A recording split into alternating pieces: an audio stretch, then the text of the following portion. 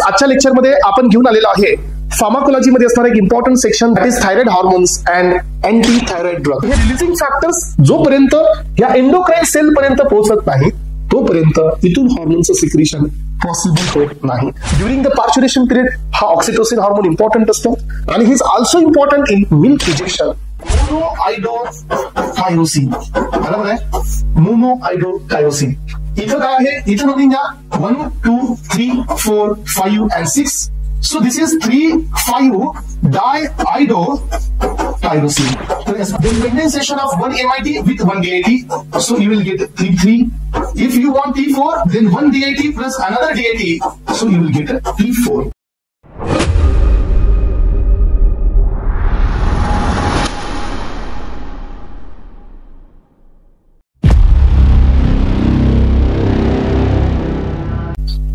Hello aspirants, welcome back. Welcome to this wonderful platform. या APH जेपॅड अकॅडमीच्या online प्लॅटफॉर्मवरती तुमचं स्वागत आहे. तर एस्पायरंट्स, आजच्या लेक्चरमध्ये आपण घेऊन आलेलो आहे फार्माकोलॉजी मध्ये असणारा एक important section, that is endocrine system. आणि या एंडोक्राइन सिस्टम मध्ये असणारा एक important chapter, that is thyroid hormones and anti thyroid drugs. So aspirants, thyroid hormone म्हणजे एक इम्पॉर्टंट हार्मोन्स आहेत जे की आपल्या बॉडीमध्ये काही इसेन्शियल रोल प्ले करतात. या हार्मोनचं कॉन्सन्ट्रेशन बॉडीनी नॉर्मल लेवलवरती मेंटेन केलं पाहिजे. So if the concentration of thyroid hormones if it is more than normal, then this condition is called as a hyperthyroidism. जर हे कॉन्सन्ट्रेशन नॉर्मल पेक्षा बिलो येत असेल, then this condition is called hypothyroidism. So जर hyperthyroidism होत असेल तर कोणत्या प्रकारचे कॉम्प्लिकेशन्स पाहायला मिळतात, आणि जर हायपोथायरॉइडिझम होत असेल तर हे कोणत्या प्रकारचे कॉम्प्लिकेशन्स पाहायला मिळतात, यासाठी आजच्या या लेक्चरमध्ये आपण पाहत आहोत. So complete discussion regarding thyroid glands, thyroid hormones and thyroid hormone regulation, हे सर्व आपण पाहणार आहोत. तर एस्पायरंट्स, फर्स्ट ऑफ ऑल हे समजून घ्या की थायरॉइड जो हार्मोन असतो, हा थायरॉइड हार्मोन थायरॉइड ग्लँड्स पासून सिक्रेट केले जातात. आणि या थायरॉइड ग्लँड मध्ये 2 लोब असतात. फर्स्ट हा एक लोब आहे आणि हा एक लोब आहे. हे दोन्ही लोब एका नॅरो अटॅचमेंटनी कनेक्टेड असतात and this is called as a isthmus. So हा एक सेंटरचा पार्ट असतो जो ह्या दोन्ही लोबला कनेक्ट करतो. या थायरॉइड ग्लँड मध्ये सो 2 टाइपचे सेल्स आपल्याला पाहायला मिळतात. यामधील पहिला सेल आहे, that is what the follicular cells, आणि सेकंड वन आहे para follicular cells.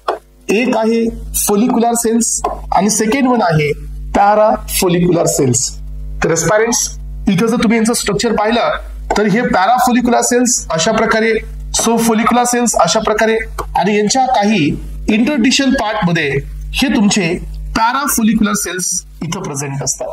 So both of this acting as a endocrine body, because follicular cell actively responsible for secretion of 2 hormones.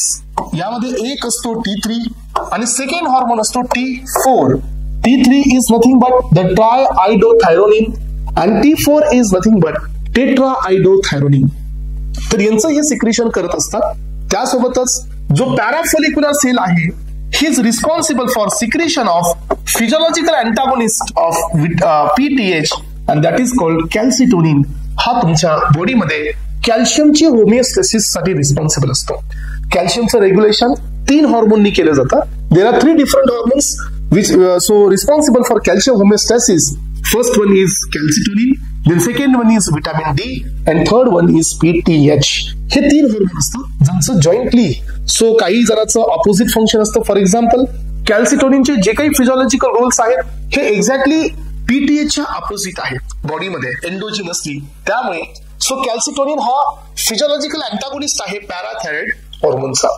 तर first of all हे लक्षात घ्या parents, हे जे hormones इथं तयार केले जातात या एंडोक्राइन सो बॉडीमध्ये, एंडोक्राइन ग्लँड मध्ये, दॅट इज थायरॉइड ग्लँड, तर यांच्यावरती कुणाचा कंट्रोल असतो?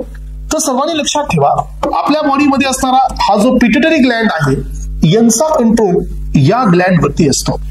सो आपल्याकडे खूप सारे ग्लँड्स आहेत. टेस्टिस मध्ये एंडोक्राइन बॉडी आहेत, ओव्हरीज मध्ये एंडोक्राइन बॉडी आहेत. सो हा थायरॉइड आहे. सो आपल्या बॉडीमध्ये PTH आहे. सो खूप सारे ग्लँड्स आहेत ज्यांचा कंट्रोल हा सो आपल्या पिट्युटरी ग्लँड सोबत असतो. पण सगळ्याच हार्मोनचा कंट्रोल हा पिट्युटरी ग्लँड सोबत नसतो. ग्रोथ हार्मोनचा आहे, प्रोलॅक्टिनचा आहे, कॉर्टिकोट्रॉपिक हार्मोन्स असतो जे की आपल्या बॉडीमध्ये सो किडनीवरती जो सुप्राएड्रिनल ग्लँड असतो त्यामध्ये 3 लेयर असतात, zona glomerulosa, zona fasciculata and zona reticularis. Zona glomerulosa responsible for mineralocorticoid secretion, zona fasciculata glucocorticoid secretion आणि त्यानंतर असतो reticularis which is responsible for 6 hormone secretions. तर यांच्यावरती ही पिट्युटरी ग्लँडचा कंट्रोल असतो. बट आपल्या बॉडीमध्ये थायमोसिनचा आहे, इथं थायमस ग्लँड, देन पॅनक्रियासचा आहे, alpha cell, beta cell and delta cell यांच्यावरती सो पिट्युटरी ग्लँडचा कंट्रोल नसतो. यामुळे हा मास्टर ग्लँड आहे मॅक्सिमम हॉर्मोन्सला कंट्रोल करणारा, पण प्रत्येक हॉर्मोन हा पिट्युटरी ग्लँडच्या अंडरमध्ये कंट्रोल केला जात नाही. हे काही एक्सेप्शन्स तुमच्या समोर दिले. तर एस्पारेंट्स, हा जो थायरॉइड ग्लँड आहे हा थायरॉइड ग्लँड कंट्रोल केला जातो so under the influence of pituitary Gland. तर पिट्युटरी ग्लँड बद्दल थोडंसं पाहूया. पिट्युटरी ग्लँड मध्ये असे 2 लोब्स आहेत फंक्शनली. तर त्यातील एक हा लोब असतो that is what the posterior lobe. हा पोस्टेरियर लोब आहे. आणि सेकंड लोब आहे तो आहे anterior lobe. First one is posterior lobe and second one is anterior lobe. हे दोन्ही हे लोब फंक्शनली ऍक्टिव्ह आहेत. Both of this lobe are responsible for hormonal secretion. But या दोघांचा कंट्रोल हा स्वतःकडे नाहीये. या दोघांचा कंट्रोल हा याच्या मास्टर ग्लँडचा पण एक मास्टर असतो, पण तो एंडोक्राइन सिस्टमचा स्ट्रक्चर नाहीये. तर हा सो हायपोथॅलॅमसचा पार्ट असतो which is belongs to the neuronal system. जरी पिट्युटरी ग्लँड हा एंडोक्राइन सिस्टम मधला मास्टर ग्लँड असेल तरीही तो त्याचे जे हॉर्मोन्स असतात हे हायपोथॅलॅमसच्या अंडर कंट्रोल मध्ये सिक्रेट करत असतो.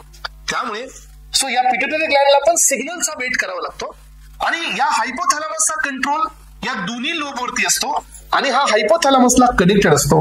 सी सो आपल्या ह्युमन बॉडीमध्ये this is the only structure जिथं सेंट्रल नर्वस सिस्टम और nervous system and endocrine system ही इंटिग्रेटेड आहे. इट मीन्स हे दोन्ही सिस्टम एकमेकाला फिजिकली अटॅच आहे. Hence this structure is called as a neuro endocrine structure and this connection is called as a infundibulum. हा तुमचा हायपोथॅलॅमस आहे. This is your posterior lobe so which is getting controlled under the hypothalamus. पण हा control असतो न्यूरॉनच्या अंडरमध्ये. C हा control असतो न्यूरॉनच्या अंडरमध्ये आणि त्यामुळे या पोस्टेरियर लोबला आपण सेकंड नेम देत असतो न्यूरो हायपोफायसिस. आणि जो अँटेरियर लोब असतो हा अंडर न्यूरनल कंट्रोल नसतो. तर यांच्यापासून काही रिलीजिंग फॅक्टर्स सिक्रेट होत असतात फ्रॉम द हायपोथॅलॅमस आणि हे रिलीजिंग फॅक्टर्स ह्या अँटेरियर लोब मध्ये असणाऱ्या या वेगवेगळ्या एंडोक्राइन सेल्स पर्यंत पोहोचतात आणि हे पोहोचण्यासाठी यांचा जो रूट असतो सो हे एंटर करत असतात from the hypothalamus to the anterior lobe of pituitary gland via hypophyseal portal vein. तर हे ब्लड सर्क्युलेशनने हे इथं पोहोचतात आणि हे रिलीजिंग फॅक्टर्स जोपर्यंत या एंडोक्राइन सेल पर्यंत पोहोचत नाही तोपर्यंत इथून हॉर्मोनचं सिक्रेशन पॉसिबल होत नाही. तर एस्पारेंट्स आपण इथं पाहणार आहोत सो पोस्टेरियर लोब मधून किती हॉर्मोन सिक्रेट होत आहेत आणि अँटेरियर लोब मधून किती हॉर्मोन सिक्रेट होत आहेत. तर पोस्टेरियर लोब मधून जे हॉर्मोन सिक्रेट होत असतात त्यांना रिलीजिंग फॅक्टरची डिमांड नसते because they are directly under control of neuronal system आणि इथून 2च हॉर्मोन सिक्रेट होत असतात. यातील फर्स्ट हॉर्मोन आहे तो म्हणजे ADH. ADH stand for anti diuretic hormones, जे बॉडीमध्ये एक्सेसिव्ह युरिनेशन आहे यांना स्टॉप करणे आणि रिअब्झॉर्प्शन वाढवण्यासाठी हा हॉर्मोन रोल प्ले करतो. सो डेस्मोप्रेसिन असेल, लाइनोप्रेसिन असेल, सो टर्लीप्रेसिन असेल, हे याचे अॅनालॉग असतात अँटी डायरेटिक हॉर्मोनचे जे की आपल्या बॉडीमध्ये इम्पॉर्टंट रोल प्ले करत असतात whenever the humans are suffering from summer season याच्यापासून. आणि सेकंड हॉर्मोन असतो जो की फिमेल बॉडीमध्ये खूप इम्पॉर्टंट रोल प्ले करत असतो that is oxytocin. Oxytocin is nothing but so birth hormone, कारण हा युटरस वरती जे मायोमेट्रियम असतं यांचं कॉन्ट्रॅक्शन दाखवतो. ड्युरिंग द पार्च्युरेशन पिरियड हा ऑक्सिटोसिन हार्मोन इम्पॉर्टंट असतो आणि he is also important in milk ejection.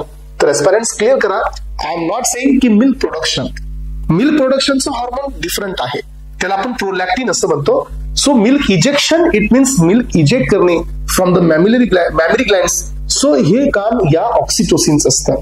हे झाले पोस्टेरियर लोबचे हॉर्मोन्स. अँटेरियर लोब मध्ये काही फॅक्टर शिवाय हॉर्मोन सिक्रेट होत नाहीत. फर्स्ट ऑफ ऑल GHRH याचा मिनिंग असतो ग्रोथ हार्मोन, रिलीजिंग हार्मोन हा कुठून सिक्रेट झाला? Hypothalamus through. आला कुठे? अँटेरियर लोबला. कसा पोहोचतोय? इथं असणाऱ्या सर्क्युलेशननी. आणि the circulation is called so hypophyseal portal वेननी हा इथं रिच आउट होत आहे. आणि हा इथं असणाऱ्या सोमॅटोट्रॉफ या अँटेरियर लोब मध्ये याचं नेम आहे सोमॅटोट्रॉफ. तर सोमॅटोट्रॉफ हे एक एंडोक्राइन सेल आहे जिथं ग्रोथ हार्मोन हा बनवला जातो. आणि यानंतर या पिट्युटरी लोब मधून हा पहा सो ग्रोथ हार्मोन हा रिलीज होत आहे.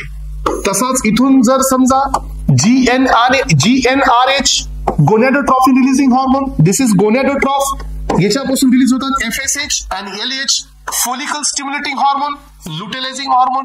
हे पुढे जाऊन वेगवेगळे हार्मोन्स बनवतात फिमेल बॉडीमध्ये, मेल बॉडीमध्ये इनहिबिन, रिलॅक्सिन. सो त्यानंतर असतात प्रोजेस्टेरॉन, इस्ट्रोजन, टेस्टोस्टेरॉन, मेल मध्ये टेस्टोस्टेरॉन, फिमेल मध्ये प्रोजेस्टेरॉन, इस्ट्रोजन, असे वेगवेगळे हार्मोन्स पाहतात.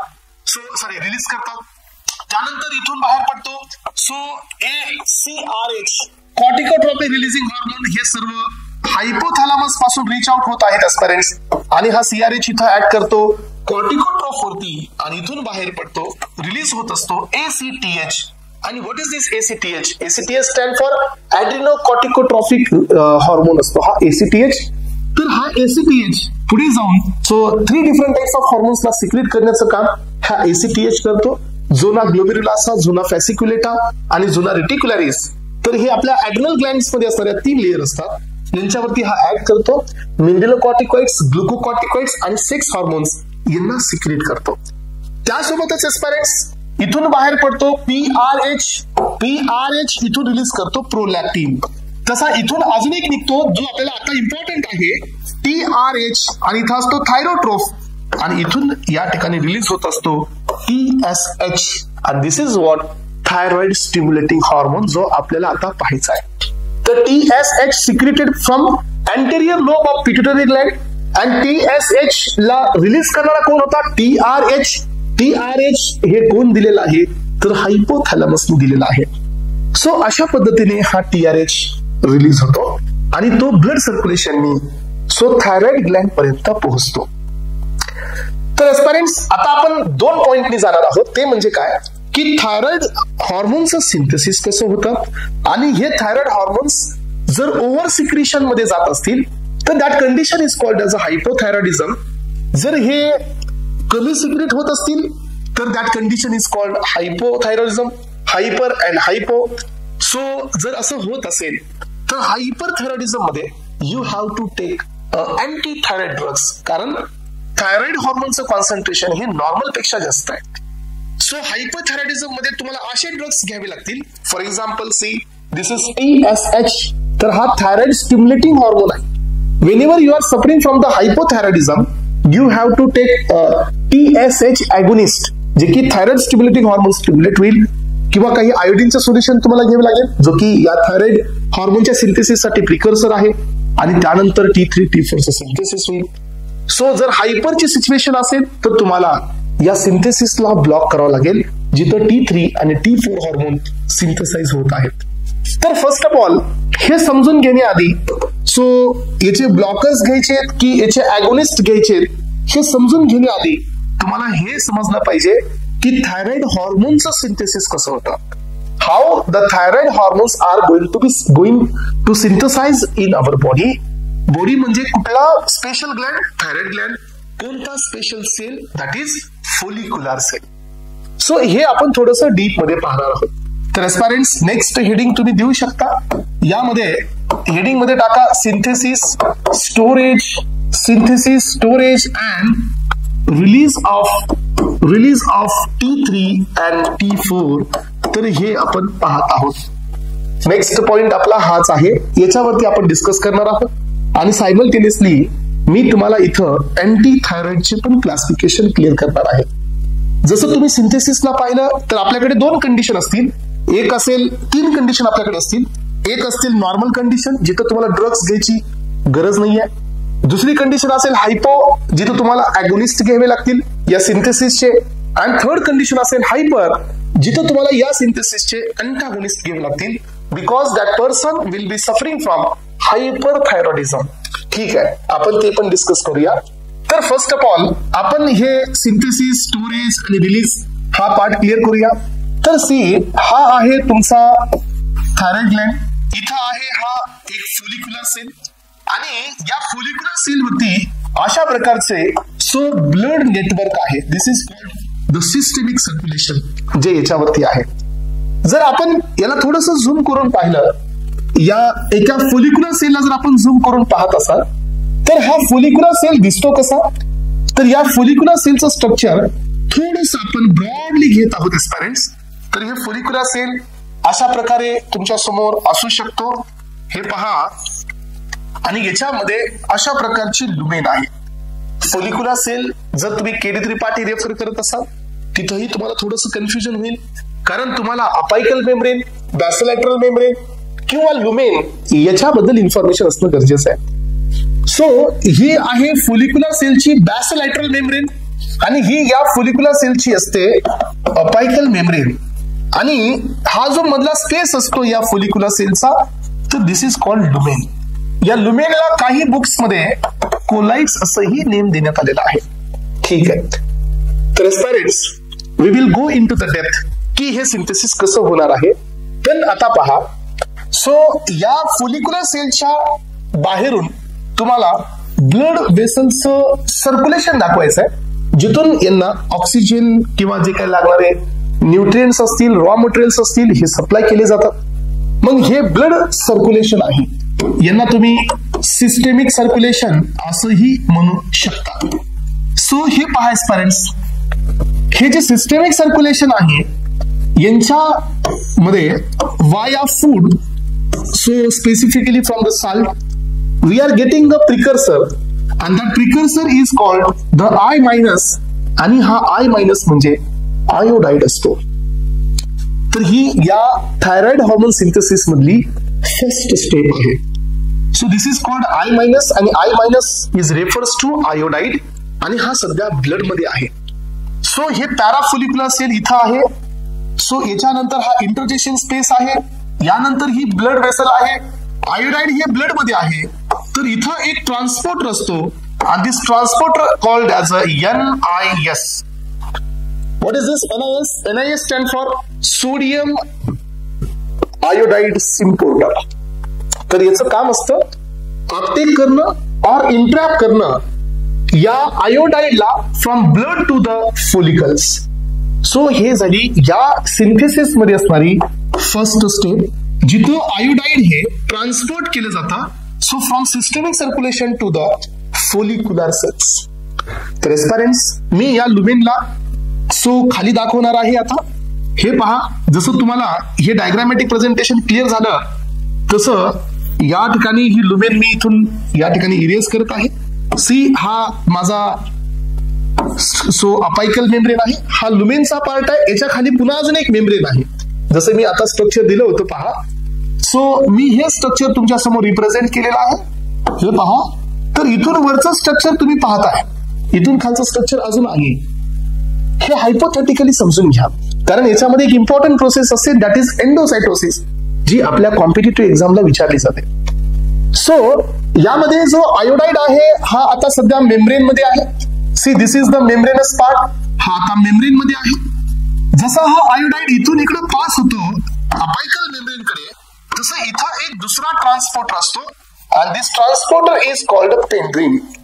या ट्रान्सपोर्टरला आपण पेंड्रीन असं म्हणतो. हा अपायकल मेम्ब्रेन वरतीचा ट्रान्सपोर्टर असतो, जिथून आयोडाइड हे मेम्ब्रेन मधून पास होतं लुमेन मध्ये. सी तर आता सध्या हे लुमेन मध्ये आयोडाइड पोहोचलेला आहे. आपण काय पाहत आहोत? आपण T3 आणि T4 चे सिंथेसिस पाहत आहोत एस्पिरंट्स. सो जसा हा आयोडाइड इथं लुमेन मध्ये आलेला आहे, तर हा एक रिएक्टिव्ह आयोडाइड नाहीये, सॉरी आयोडीन नाहीये, कारण याच्यावरती निगेटिव्ह चार्ज आहे आणि बीइंग इलेक्ट्रोनिगेटिव्ह याची टेंडन्सी आहे की इलेक्ट्रॉन रिच कंडिशनला स्टेबल राहण्याची. हा एवढा रिएक्टिव्ह नाहीये, त्यामुळे इथं पहिली प्रोसेस होते आणि the process is called oxidation. Sorry, so this is in third step. ही तुमची सेकंड स्टेप आहे. या प्रोसेस मधली ही थर्ड स्टेप आहे. इथं ऑक्सिडेशन होतं आणि ऑक्सिडेशन होत असतं पर ऑक्सिडेज या एन्झाईमनी इन प्रेझेन्स ऑफ H2O2. म्हणजे हा एक लुमेन बाउंड, या लुमेन मध्ये जी अपायकल मेम्ब्रेन असते हा मेम्ब्रेन बाउंड एन्झाईम असतो H2O2 peroxidase in presence of hydrogen peroxide या आयोडाईडचं ऑक्सिडेशन होतं 3 कॉम्पोनंट मध्ये. तर यातली एक होतो हा I+, दिस इज आयोडिनियम. हा I+ तयार होतो.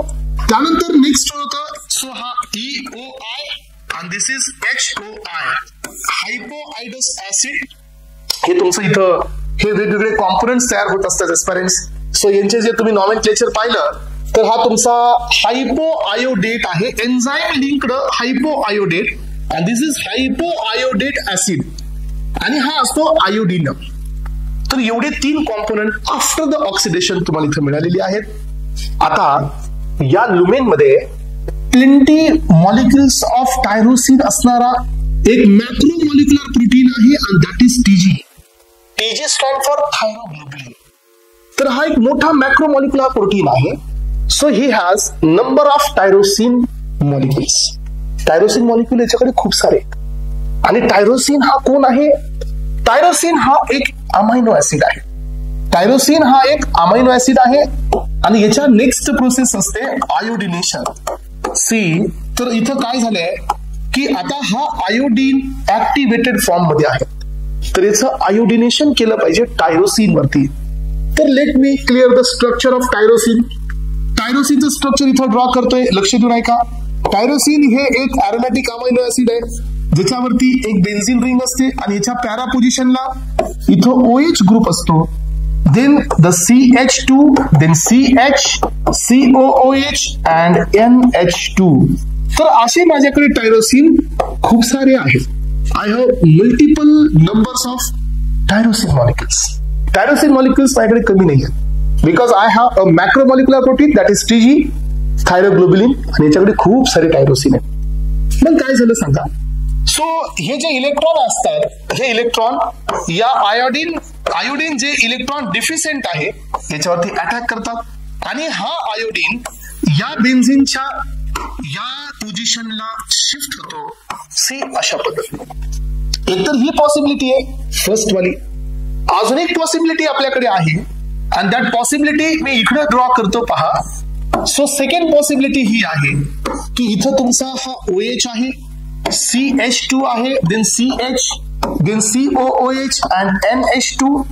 जसा हा आयोडिनियम इथं अटॅक केला, तसा इथं 2 ठिकाणी अटॅक होऊ शकतो, एक या ठिकाणी आणि एक या ठिकाणी. तर यांचे नॉमेनक्लेचर काढा. हा कोण झाला? नंबरिंग द्या. 1, 2, 3, 4, 5 and 6. This is 3 iodo. Yes, 3 iodo. याला आयडो या शब्दाला यूज करण्याआधी मोनो हा वर्ड यूज करा. Mono iodo tyrosine. बरोबर आहे, मोनो आयडो टायरोसिन. इथं काय आहे? इथं नंबरिंग द्या. 1, 2, 3, 4, 5 and 6. So this is 3, 5 di iodo tyrosine. तर एस्पिरंट्स, यांचं जर प्रॉपर नेम तुम्ही पाहिलं तर यांना शॉर्ट फॉर्म मध्ये दिस इज कॉल्ड MIT, अँड हे आहे तुमचा DIT. After the iodination what you R getting here, तर हा तुमचा TG आहे, आणि ह्या TG वरती MIT, plenty MIT, plenty DIT. So DIT, then MIT, then MIT, then DIT. So this process is called iodination, आणि ही या प्रोसेस मधली 5th प्रोसेस आहे. थायरॉइड हार्मोन सिंथेसिस मधली ही 5th प्रोसेस आहे. Then aspirants, next process is what? पुढची प्रोसेस काय माहितीये? सो आतापर्यंत अजून तरी थायरॉइड हॉर्मोनचं सिंथेसिस झालेलं नाही आहे. अजून तरी थायरॉइड हॉर्मोनचं सिंथेसिस झालेलं नाही आहे. यानंतरची 6th प्रोसेस असते थायरॉइड हॉर्मोनचं सिंथेसिस होणे, and this process is called coupling. तर या प्रोसेसला आपण कपलिंग असं म्हणतो. कपलिंग होत असते इन बिटवीन 2 थिंग्स. तर ही कपलिंग होत असते या दोघांमध्ये. पहा, एक तर या साईडचा MIT आहे आणि या साईडचा DIT आहे. इथं कपलिंग होणार आहे अशा प्रकारे. तर हा OH हा O- मध्ये जातो, हे इलेक्ट्रॉन इथं अटॅक करतात, आणि हे सर्व ग्रुप इथून रिमूव्ह होतो. आणि हे स्ट्रक्चर कसं फॉर्म होतं पहा. यांचं इथं कपलिंग झाल्यानंतर हे स्ट्रक्चर मी इथं ड्रॉ करत आहे. थोडस समजून घ्या स्टुडंट्स. इथं हा O आहे, इथं 1 आयोडीन आहे, इथं हा OH आहे पॅरा पोझिशनला. देन नेक्स्ट कंपाऊंडची ही बेन्झिनची रिंग आहे, याच्यामध्ये याचं पूर्ण सॅच्युरेशन आहे सी. यानंतर इथं CH2, CH, COOH आणि NH2 आहे. सो याच्या दोन पोझिशनला this two position having the iodine numbering 1, 2, 3, 4, 5 and 6. According to the IUPAC, this is 1 dash, 2 dash, 3 dash, 4 dash. So 4 dash have 5 dash and this is your 6 dash. आता याचं nomenclature draw करा. So याचं nomenclature आहे 3 dash 3 5 try आयडो, कारण आता 3 iodine आहे, 1, 2 and 3 tri iodo thyronine and this is called T3. T3 is a result of 1 MIT and 1 DIT. पण याच ठिकाणी जर 1 DIT आणि सेकंड पण DIT असता, समजा इथं जर एक आयोडीन असता तर हा या ठिकाणी DIT आहे आणि तो ऑलरेडी DIT आहे. याचा अर्थ 1 DIT if it is coupled with the second DIT then structure would be, structure हे असं होणार आहे 3 dash 5 dash, कारण आयोडीन इथं बी येणार आहे ना. So 3 dash 5 dash 3 5 tetra आयडो thyronine होणार आहे. बरोबर आहे. सो याचा मिनिंग असा आहे की T3 जर तुम्हाला पाहिजे असेल, if you want T3 then condensation of 1 MIT with 1 DIT, so you will get T3. If you want T4 then 1 DIT plus another DIT, so you will get T4. So हे आहे coupling reaction, जी की तुमची 5th नंबरची reaction आहे, 6 नंबरची reaction आहे. Synthesis मधली ही 6 नंबरची रिएक्शन आपण या ठिकाणी क्लिअर केलेली आहे. तर एस्पिरंट्स वरती चला. आता तुमच्या या स्ट्रक्चर मध्ये जिथे तुमचा TG आहे, या TG वरती ओके, तर हा या ठिकाणी T3 आहे. So this is your T4, then इथं T3, T4, MIT, अगेन ही हॅज MIT, DIT, बिकॉज हा खूप मोठा मॅक्रोमॉलिक्युलर प्रोटीन आहे. सर्वांचंच T3, T4 नाही होणार आहे. ज्यांचं T3, T4 चं कंडेन्सेशन, सो जे MIT, DIT कंडेन्स झाले ते T3, T4 मध्ये कन्वर्ट होतील, बाकीचे ऍज युज्युअल असतील. यानंतरची नेक्स्ट इम्पॉर्टंट स्टेप असते लुमेन मध्ये आहोत आपण सध्या. आतापर्यंत आपण कुठे आहोत, तर या फोलिक्युलर सेलच्या या लुमेन मध्येच आहोत. इथं सी या लोकेशनला आहोत. आता हा जो मॅक्रोमॉलिक्युलर प्रोटीन आहे हा पुन्हा मेम्ब्रेन मध्ये येणार आहे आणि this concept is called as a endocytosis. वापस हा रिअपटेक होतो मेम्ब्रेन मध्ये and this process is called endocytosis. एंडोसायटोसिसनी हा पुन्हा मध्ये येतो. हे पहा TG मध्ये, सो हा T3, then T4, then T3, then T4 आणि त्यानंतर पहा जसा हा मेम्ब्रेन मध्ये पोहोचला, सो त्यानंतर हा हायड्रोलायटिक पाउच जे असतं या सेल मध्ये, and this is called lysosomes, यांच्यामध्ये जातो आणि या TG मध्ये असणारा हा लायसोसोमल पाउच मध्ये एंटर करतो. C this is your TG आणि इथून यांचा बॉन्ड ब्रेक होतो T3, T4 चा आणि हे T3, T4. Yes, now it is ready to release into systemic circulation आणि जो रिमेनिंग पोर्शन आहे हा इथं रिसायकल केला जातो. तर एस्पिरंट्स, right now we have been completed with entire step of the synthesis झालेला आहे. then final step यामधील कोणती आहे, then final step ही आहे या तयार झालेल्या सिंथसाइज झालेल्या T3 चं आणि T4 चं बॉडी मध्ये release. This is T3 and T4 whenever it is getting enter into the systemic circulation, तर या प्रोसेसला आपण रिलीज असं म्हणतो. तर एस्पिरंट्स, अजून एक याच्यामध्ये कहाणी आहे. सो जे T3 आणि T4 हे दोन हॉर्मोन तुम्ही रिलीज केलेले आहेत, हे इक्वली पोटंट नाही आहेत. जो तुमचा T4 हॉर्मोन आहे हा स्लोअर ऍक्टिंग आहे, T3 हा रॅपिडली ऍक्टिंग आहे. T4 having the more duration of action, T3 having the lesser duration of action. T3 चा हाफ लाईफ हा 2 to 3 डेज आहे, T4 चा हाफ लाईफ 7 डेज आहे. T3 हा मोस्ट पोटंट आहे, T4 हा लिस्ट पोटंट आहे. याचा अर्थ काय की ब्लड मध्ये T4 एंटर केल्याच्या नंतर हा पेरिफेरली सिस्टमिक सर्क्युलेशन मध्ये, सिंथेसिस मध्ये नाही, पेरिफेरली सिस्टमिक सर्क्युलेशन मध्ये T4 it is getting again converted into T3. आणि जर असं व्हायचं असेल तर याच्यातील एक आयोडीन रिमूव्ह केला पाहिजे. and this process is called deiodination.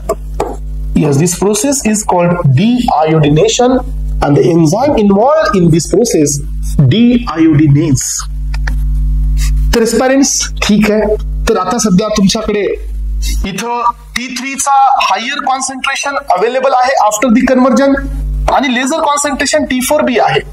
जर हे नॉर्मल मध्ये सिक्रीट होत असतील, नॉर्मल कॉन्सन्ट्रेशन मध्ये, then okay, no problem, no problem. पण जर हे लो कॉन्सन्ट्रेशन मध्ये सिक्रीट होत असतील than the normal, then the condition is called hypothyroidism. Hypothyroidism it means the T3 T4 concentration is below normal level. आणि याच्यामुळे काही प्रॉब्लेम्स होतात, तुम्हाला माहिती आहे. क्रिटिनिझम आहे, मायोक्स एडेमा आहे, सो गॉइटर आहे. तर हे हायपोथायरॉइडिझम मुळे होतं. सो बॉडी मधला हार्ट रेट कमी होतो, बेसल मेटाबॉलिक रेट कमी होतो, बॉडीमध्ये प्रोटीन असेल, लिपिड असेल, कार्बोहायड्रेट असेल, मेटाबॉलिझम स्लो होतं. जर आपण हायपोथायरॉइडिझम पासून सफर करत असाल तर सो इम्पोर्टन्स येतो, loss of libido, importance, sexual desire lost होतं. हे सगळे प्रॉब्लेम आहेत एस्पिरंट्स. ही कंडिशन ठीक नाही आहे. मग या कंडिशन मध्ये आपण काय करूया तर आपण TSH ला स्टिम्युलेट करूया, देन हायपोथायरॉइडिझम हे नॉर्मल कडे पोहोचेल. बरोबर आहे. जर समजा अजून एक पॉसिबिलिटी आहे की T3 T4 concentration if it is more than normal concentration, तर हे झालं हायपरथायरॉइडिझम आणि हेही आपल्यासाठी ठीकठाक नाही आहे. Wait, so weight loss, increasing heart rate, बॉडीमध्ये बेसल मेटाबॉलिक रेट वाढतो, बॉडी टेम्परेचर इन्क्रीज होतं, फर्टिलिटी होत नाही, इन्फर्टाइल नेचर, असे खूप सारे प्रॉब्लेम्स असतात हायपरथायरॉइडिझमचे. So toxic nodular goiters Graves disease हे बी तुम्ही ऐकलं असेल, हेही हायपरथायरॉइडिझमचाच एक कॉम्प्लिकेशन आहे. मग या केसेस मध्ये काय करायला पाहिजे? Whenever any person is suffering from the hyperthyroidism, then how we are going to treat this condition.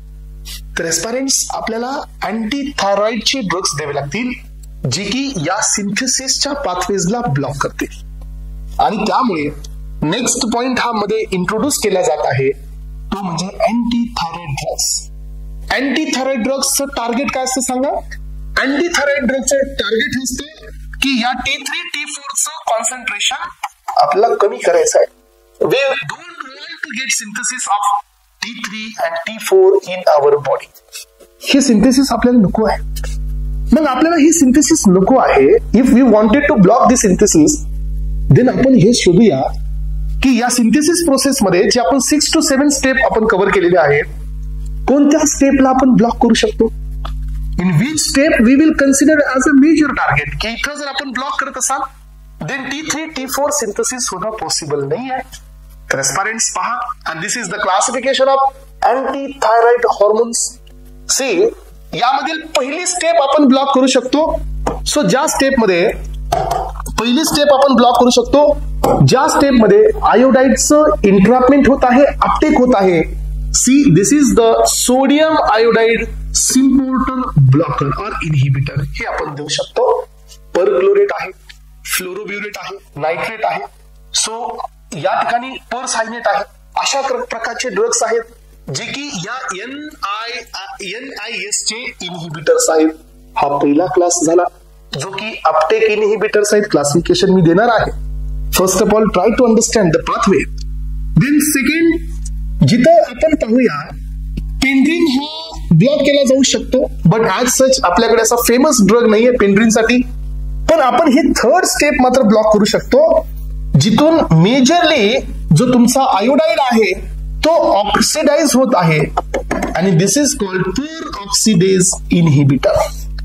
यामध्ये पण ड्रग आहेत, यांना सिंथेसिस इनहिबिटर पण म्हणू शकतो. एक्झाम्पल मध्ये प्रोपिल थायोयुरॅसिल, येस प्रोपिल थायोयुरॅसिल.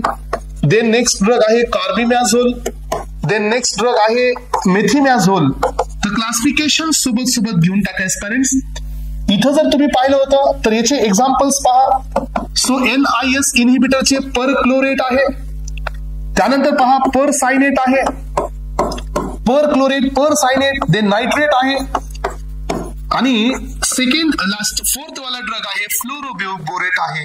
एवढे क्लास इथं NIS सो इनहिबिटर्स आहेत, सोडियम आयोडाइड सिम्पोर्टरचे इनहिबिटर्स आहेत. आता सध्या आपण अँटी थायरॉइडचं क्लासिफिकेशन घेत आहोत, राईट. थायरॉइड हॉर्मोनचं सिंथेसिस पाहिलं. हे सिंथेसिस जर हायपर कडे जात असेल, then what kind of drugs we are giving to treat this condition. यानंतर आपल्याकडे नेक्स्ट 2 स्टेप आहे. ही पहिली स्टेप आहे आयोडिनेशन, ही पण आपण ब्लॉक करू शकतो. दुसरी स्टेप आहे कपलिंग, तर ही आपल्याला ब्लॉक करता येते. तर यासाठी आपल्याकडे 2 ड्रग्स आहेत. फर्स्ट वन आहे सल्फोनामाइड्स आणि सेकंड वन आहे para amino salicylic acid. This is PAS. तर हे 2 ड्रग्स आहेत जे की आयोडिनेशन अँड कपलिंग इनहिबिटर आहेत, राईट. यानंतर पहा एस्पिरंट्स, नेक्स्ट स्टेप कोणती ब्लॉक करू शकतो आपण. So we will block the release, आणि आपल्याकडे रिलीज इनहिबिटर्स पण आहेत. एक्झाम्पल मध्ये ऑर्गॅनिक आयोडाइड आहे, sodium and potassium salt of iodide आहे, है ना. त्यानंतर या ठिकाणी हे 2 क्लास इथं तुम्ही घेऊ शकता. Iodide, so organic iodide, sodium and potassium salt of iodide. तर हे बी याचे एक्झाम्पल्स आहेत ज्याच्याने रिलीज हे इथं ब्लॉक होईल. त्यानंतर पहा पेरेंट्स, लास्ट स्टेप जिथं आपण ब्लॉक करतो ती म्हणजे हे पेरिफेरल कन्व्हर्जन आपण ब्लॉक करू शकतो. Peripheral, yes peripheral T4 to T3 inhibitors, conversion inhibitors आहेत. तर हा क्लास मात्र खूप फेमस असतो, व्हेरी व्हेरी व्हेरी इम्पॉर्टंट. या क्लासमध्ये एक्झाम्पल मध्ये फर्स्ट एक्झाम्पल आहे प्रोपिल थायोयुरॅसिल. हे पहा, हा ड्रग सो सिंथेसिस इनहिबिटर म्हणून पण होता, आणि हा ड्रग इथंही आहे. सेकंड ड्रग आहे प्रोपॅनोनॉल. हा बीटा ब्लॉकर आहे, नॉन सिलेक्टिव्हचा ऍडिशनल ऍक्टिव्हिटी आहे. थर्ड ड्रग आहे कॉर्टिकोस्टेरॉइड्स. हा अँटी इन्फ्लामेटरी आहे, इथं याला ऍक्शन आहे. नेक्स्ट ड्रग आहे आयपोडेट. हा एक सेपरेट ड्रग आहे जो इथला इनहिबिटर आहे. त्यानंतरचा नेक्स्ट ड्रग आहे अॅम्योडेरान. हा पण एक ड्रग आहे ज्याला इथं ऍडिशनल ऍक्टिव्हिटी आहे. Actually this drug is belongs to the cardiovascular system, त्याला ही ऍक्शन आहे. तर एस्पिरंट्स, एवढे पाथवेज आपण ब्लॉक करू शकलो ज्या वेळेला आपल्याला हे सिंथेसिस नको आहे. बट तुम्हाला माहिती आहे की काही क्रिटिकल कंडिशन मध्ये हे ड्रग्स देऊन पण T3, T4 चं कॉन्सन्ट्रेशन इन्क्रीज होत असतं. या केसमध्ये मग कोणती ट्रीटमेंट दिली जाते, तर ही सर्वात सिव्हिअर कंडिशन असते. सो थायरॉइड पॅपिलोमा कॅन्सर मध्ये ही ट्रीटमेंट जनरली दिली जाते, आणि त्या treatment is called as a thyroid tissue destroyer.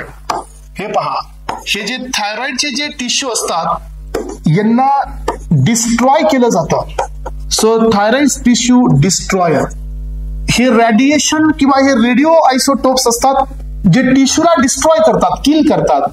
याची एक्झाम्पल्स पण आहेत आयोडीन 131, आयोडीन 125, आयोडीन 123. तर हे रेडिओ ऍक्टिव्ह आयसोटोप्स आहेत ज्यांचा वापर करून ह्या टिश्यूंना डॅमेज केलं जातं. तर ही पण एक ट्रीटमेंट अँटीथायरॉइड मध्ये सर्वात लास्टली ही ट्रीटमेंट दिली जाते whenever all the drugs are ineffective, so to control the T3 and T4 production.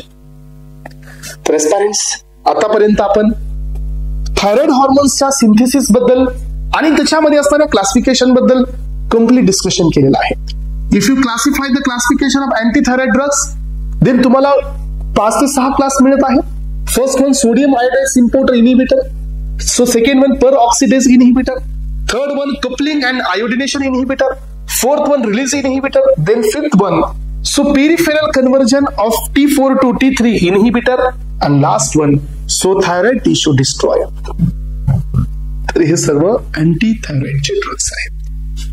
तर एस्पायरंट्स, होपफुली तुम्ही या कॉन्सेप्टला समजून घेतलेले असेल की बॉडीमध्ये थायरॉइड हॉर्मोन्स कसे सिंथसाइज होतात. थायरॉइड हॉर्मोन्सचा जो फार्माकोलॉजिकल रोल आहे तो आपण नेक्स्ट व्हिडिओमध्ये पाहणार आहोत, नेक्स्ट लेक्चरमध्ये पाहणार आहोत की pharmacological actions of thyroid hormones T3 आणि T4 आपण नेक्स्ट लेक्चरमध्ये पाहूया. आतापर्यंत जेवढं तुम्हाला दिलंय, आय होप की हे सर्व क्लिअर आहे. Thank you so much. Have a nice day. Thank you.